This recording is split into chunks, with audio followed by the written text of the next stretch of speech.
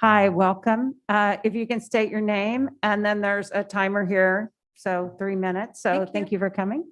Good evening. My name is Tiffany and I've worked in this district for 10 years now. I have loved my job as I am passionate about making our children's learning experience a positive one. LVUSD prides itself in being forward-thinking. We've incorporated some wonderful mindfulness trainings which are beneficial to both staff and students. However, we have gone astray. This past year, I've witnessed the atrocities committed on our students by those of you enforcing tyrannical mandates that are harming children both physically and psychologically. I am ashamed of our so-called leadership at LVUSD. You ignore true science in a sad attempt to appear woke and progressive.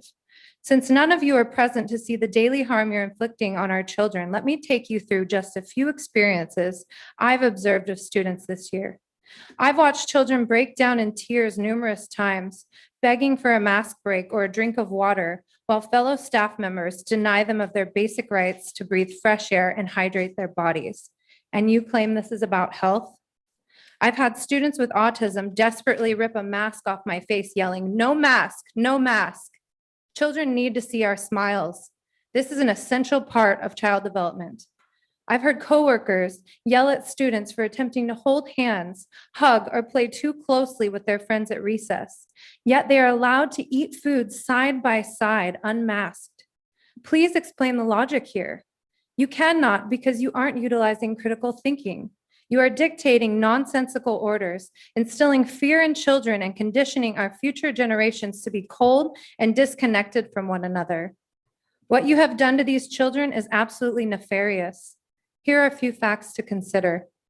1, during the span of April to October 2020 in the US, emergency room visits linked to mental health problems such as anxiety for children aged 5 to 11 increased nearly 25%. 2, the rebreathing of our exhaled air creates oxygen deficiency and a flooding of carbon dioxide, which affects brain and neuron function.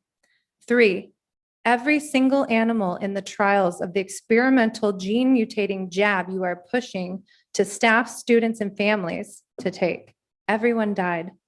4, preventing children from interactions with nature and germs leads to overwhelming infections, serious health issues, and weakened immune systems. 5, children with special needs, especially those on the autism spectrum, need to be able to recognize facial expressions as part of their ongoing development.